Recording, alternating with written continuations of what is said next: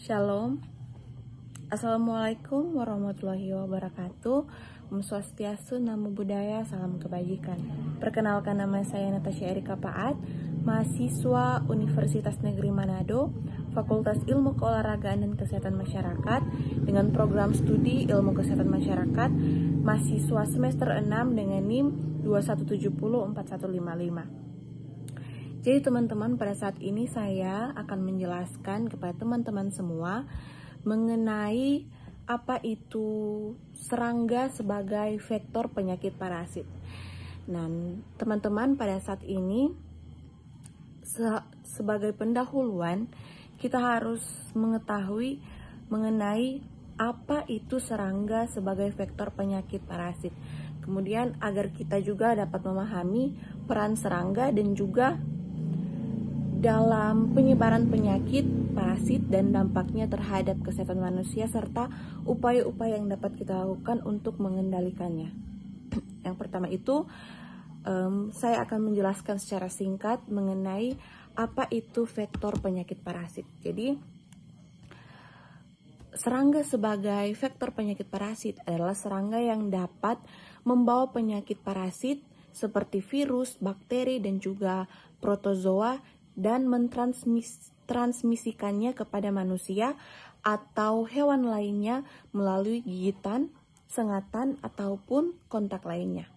Dan teman-teman, contoh dari serangga yang merupakan vektor penyakit parasit ini, yang pertama itu nyamuk Anopheles, yang kedua nyamuk Aedes aegypti, kemudian lalat kecil hitam, dan juga kecoa, dan terakhir itu lalat rumah.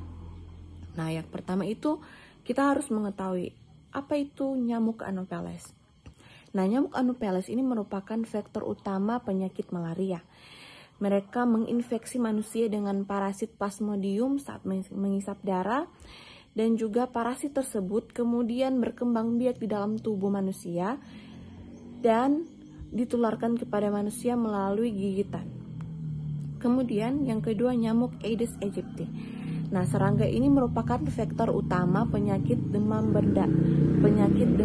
berdarah atau DBD dan chikungunya. Nah, mereka ini menularkan virus-virus penyebab penyakit tersebut kepada manusia saat mereka menghisap darah. Jadi, nyamuk ini juga biasanya hidup di daerah perkotaan dan berkembang biak di tempat-tempat yang mengandung air yang bersih. Kemudian lalat kecil hitam. Nah, lalat kecil hitam merupakan vektor penyakit leishmaniasis. Nah, parasit leishmania ini disebarkan kepada manusia melalui gigitan lalat kecil hitam yang terinfeksi. Dan penyakit ini dapat menimbulkan berbagai gejala mulai dari luka kulit hingga infeksi dalam tubuh. Dan kemudian kecoa. Nah, kecoa ini juga dapat berperan sebagai vektor penyakit parasit, terutama karena mereka sering berada di lingkungan yang kotor dan membawa kuman dan juga parasit dari satu tempat ke tempat yang lain, termasuk ke makanan-makanan manusia atau makanan-makanan yang kita konsumsi. Kemudian yang terakhir itu lalat rumah. Lalat rumah seperti Musca domestica dapat menjadi vektor bagi berbagai penyakit parasit, termasuk diare dan juga infeksi saluran pencernaan lainnya. Nah, lalat ini sering mengunjungi tempat-tempat dengan kotoran manusia atau hewan dan membawa parasit dari tempat tersebut ke makanan manusia. Nah, jadi teman-teman, setelah kita mengetahui berbagai macam serangga sebagai vektor penyakit parasit, jadi tujuan saya mempresentasikan topik serangga sebagai vektor penyakit ini adalah untuk meningkatkan pemahaman kita tentang peran serangga dan juga peran serangga itu dalam penyebaran penyakit parasit. Kemudian dengan juga kita memahami mekanisme penularan dan juga langkah-langkah pencegahan, kita dapat mengurangi resiko penularan penyakit tersebut dan mengimplementasikan tindakan kontrol yang efektif. Kemudian teman-teman, saat ini saya akan menjelaskan mengenai vektor penyakit tersebut. Nah, organisme yang membawa dan mentransmisikan penyakit parasit adalah penyebab penyakit dari satu organisme ke organisme yang lain. Nah, biasanya vektor ini adalah serangga atau hewan kecil lainnya yang dapat membawa parasit dan menyebarkannya kepada manusia atau hewan lain melalui gigitan atau kontak lainnya. Contohnya itu nyamuk yang membawa malaria, lalat yang menyebarkan penyakit tidur, dan kutu yang mentransmisikan penyakit tifus. Dan kemudian saya akan menjelaskan jenis-jenis penyakit parasit yang ditularkan oleh serangga. Jenis-jenis penyakit yang dapat ditularkan oleh serangga itu malaria, demam berdarah atau DBD, dan juga filariasis dan juga penyakit Chagas. Kemudian mekanisme penularan penyakit yang telah saya sebutkan tadi. Mekanisme penularan penyakit itu bisa dilakukan dengan cara pencarian inang, kemudian replikasi parasit, kemudian pelepasan parasit, terus gigitan atau juga kontak, kemudian pencarian tempat hidup, dan siklus baru.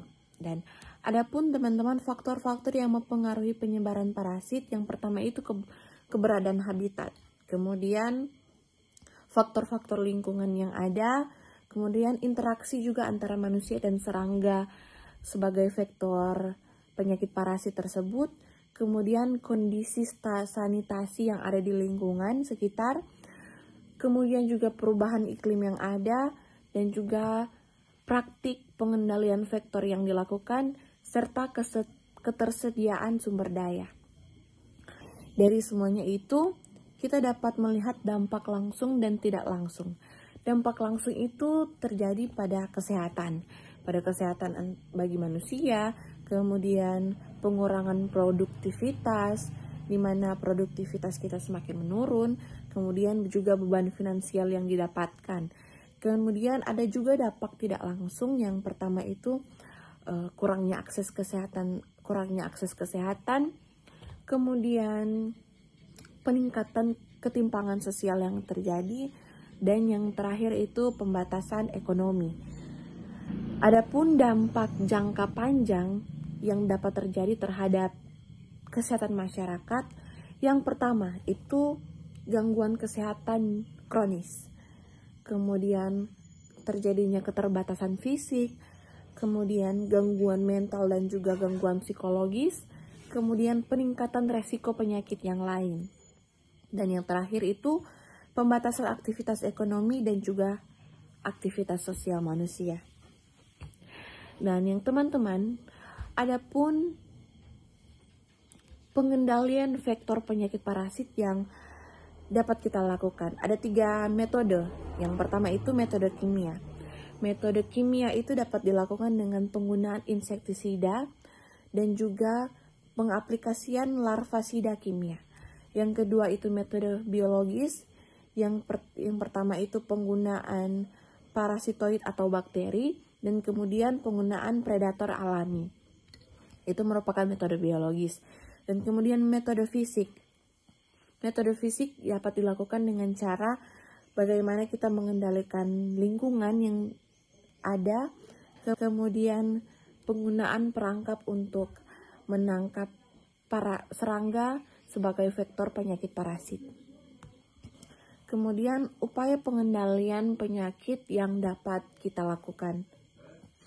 Nah, pengendalian penyakit parasit secara komprehensif memerlukan kerjasama antara pemerintah, lembaga kesehatan, organisasi non-pemerintah, dan juga masyarakat secara keseluruhan untuk mencapai tujuan bersama, yaitu tujuan untuk pengurangan korban penyakit parasit dan meningkatkan kesehatan masyarakat. Upaya pengendalian penyakit tersebut dapat dilakukan dengan pencegahan primer, pengendalian vektor, surveillance dan pemantauan, kemudian pemberdayaan komunitas, dan juga pengembangan vaksin, kemudian pengobatan dan pengendalian penyakit, serta peningkatan kesadaran dan pendidikan. Nah, jadi teman-teman, dari upaya pengendalian tersebut, kita juga harus mengetahui pentingnya kerjasama lintas sektor dan juga partisipasi masyarakat untuk pengendalian vektor tersebut. Nah, kerjasama lintas vektor dan partisipasi langsung dari masyarakat memiliki peran penting dalam pengendalian vektor, terutama dalam konteks pengendalian penyakit parasit yang ditularkan oleh serangga vektor, seperti malaria, demam berdarah, dan filariasis. Alasannya adalah keterlibatan pihak yang relevan, kemudian pendekatan secara holistik, dan penggunaan sumber daya yang efisien juga, kemudian peningkatan penerimaan dan kepatuhan, kemudian partisipasi masyarakat, dan penguatan kapasitas lokal. Jadi teman-teman, ada pun juga penggunaan teknologi untuk pemantauan vektor ini, yaitu penggunaan teknologi informasi dan sensor untuk pemantauan vektor melibatkan penggunaan sistem informasi geografis dan juga aplikasi mobile dan sensor pintar untuk mengumpulkan serta menganalisis dan memvisualisasikan data tentang populasi vektor yang ada dan juga penyebaran penyakit yang ada. Kemudian data yang dikumpulkan dapat digunakan untuk memetakan risiko penularan penyakit dan juga merencanakan dan mengimplementasikan intervensi pengendalian serta memantau efektivitas program pengendalian vektor. Dan teknologi ini memungkinkan pemantauan yang lebih cepat, akurat, dan efisien terhadap vektor penyakit yang dapat membantu dalam upaya pencegahan dan pengendalian penyakit parasit ini. Kemudian kesimpulan, kita masuk pada kesimpulan dari topik yang telah dibahas tadi. Jadi secara keseluruhan teman-teman, serangga itu memiliki peran yang penting sebagai vektor penyakit parasit dalam membantu untuk penyebaran parasit dan juga penyebab penyakit dari satu individu ke individu lainnya. Nah, mereka ini menjadi perantara yang efektif dalam proses penularan penyakit dan dengan mentransmisikan parasit itu melalui gigitan ataupun kontak langsung atau juga melewati tahap penting dalam siklus hidup parasit tersebut. Dan kerjasama global dan inovasi merupakan elemen penting dalam upaya bersama untuk mengatasi masalah penyakit parasit yang ditularkan oleh serangga vektor, dan kedua aspek ini harus diperkuat dan ditingkatkan secara terus-menerus untuk mencapai kemajuan yang signifikan dalam upaya pencegahan dan pengendalian penyakit ini secara global. Nah, jadi teman-teman, demikian dari pembahasan mengenai topik serangga sebagai vektor penyakit parasit.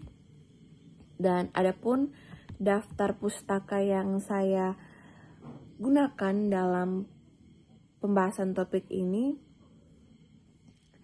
seperti yang tertera di slide, yaitu Melding Anno 2016, Serangga dan Peranannya dalam bidang pertanian dan kehidupan, Jurnal Media Pertanian. Kemudian konsep dasar pengendalian vektor penyakit tropis, manajemen pengendalian penyakit tropis, dan terakhir itu buku ajar pengendalian vektor dan binatang pengganggu tahun 2021. Jadi demikian pembahasan materi topik serangga sebagai vektor penyakit parasit dari saya. Demikian dan terima kasih sudah mendengarkan pemaparan materi dari saya, dan terima kasih untuk waktunya. Sekian dan terima kasih. Shalom.